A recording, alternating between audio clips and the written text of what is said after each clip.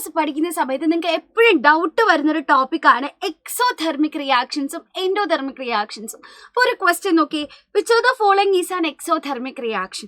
ചുവടെ കൊടുത്തിരിക്കുന്നവയിൽ താപമോചക പ്രവർത്തനം ഏതാണെന്നാണ് ചോദിച്ചിട്ടുള്ളത് അല്ലേ.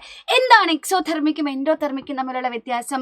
ഒരു കെമിക്കൽ റിയാക്ഷൻ നടക്കുന്ന സമയത്ത് എനർജിയെ നമ്മൾ അബ്സോർബ് ചെയ്താൽ, ഊർജത്തെ ആഗിരണം ചെയ്താൽ അതിനെ എൻഡോതെർമിക് അല്ലെങ്കിൽ താപാകിരണ പ്രവർത്തനം എന്ന് പറയും. അതല്ല, എനർജിയെ റിലീസ് ചെയ്താൽ, ഊർജത്തെ പുറത്തേക്ക് വിട്ടാൽ അതിനെ നമ്മൾ എക്സോതെർമിക് റിയാക്ഷൻസ് അല്ലെങ്കിൽ താപമോചക പ്രവർത്തനങ്ങൾ എന്ന് പറയും. അപ്പൊ ഇവിടെ നോക്കിക്കേ, ഫോട്ടോസിന്തസിസ് പ്രകാശ സംശ്ലേഷണം. ഇവിടെ എന്താ സംഭവിക്കുന്നത്? നമ്മുടെ ഗ്രീൻ പ്ലാന്റ്സ് കാർബൺ ഡൈ ഓക്സൈഡിനെയും വാട്ടറിനെയും സൺലൈറ്റിന്റെ പ്രസൻസിൽ ഫുഡാക്കി മാറ്റുന്നു അല്ലെ, ഗ്ലൂക്കോസും ഓക്സിജനും ഒക്കെ ആക്കി മാറ്റുന്നു. അപ്പോൾ ഇവിടെ എന്താ ചെയ്യുന്നത്? ഇവിടെ ലൈറ്റ് എനർജീനെ അബ്സോർബ് ചെയ്യുന്നു, പ്രകാശോർജത്തെ ആഗിരണം ചെയ്യുന്നു അല്ല. അപ്പൊ ഇതൊരു എൻഡോതെർമിക് റിയാക്ഷൻ ആണ്, താപ ആഗിരണ പ്രവർത്തനമാണ്. ഇനി അടുത്തത് ബോയിലിംഗ് വാട്ടർ.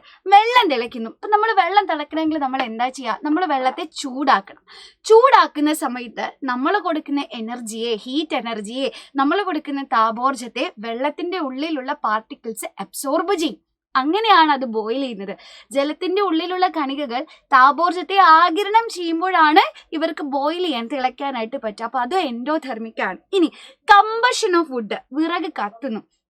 മക്കളെ, എല്ലാ കമ്പഷൻ റിയാക്ഷൻസും, എല്ലാ ജ്വലന പ്രവർത്തനങ്ങളും എക്സോതെർമിക് ആണ്. എന്ന് പറഞ്ഞാൽ കമ്പഷൻ നടക്കുന്ന സമയത്ത് അവിടെ ഹീറ്റ് എനർജീനെ റിലീസ് ചെയ്യുകയാണ്, താപോർജത്തെ അവിടെ പുറത്തേക്ക് വിടുകയാണ്. അപ്പൊ എനർജിയെ റിലീസ് ചെയ്താൽ, ഊർജത്തെ പുറത്തേക്ക് വിട്ടാൽ അതിനെ നമുക്ക് എക്സോതെർമിക് റിയാക്ഷൻ എന്ന് പറയാൻ സാധിക്കും. അപ്പൊ കമ്പഷൻ എന്ന് പറയുന്നത് ഒരു എക്സോതെർമിക് റിയാക്ഷൻ ആണ്. അപ്പൊ ഇവിടെ മെൽറ്റിംഗ് ഓഫ് ഐസ് ഉരുകുന്നു. അത് ഏത് ടൈപ്പ് റിയാക്ഷനാ? താഴെ കമന്റ് ബോക്സിൽ കമന്റ് ചെയ്യും.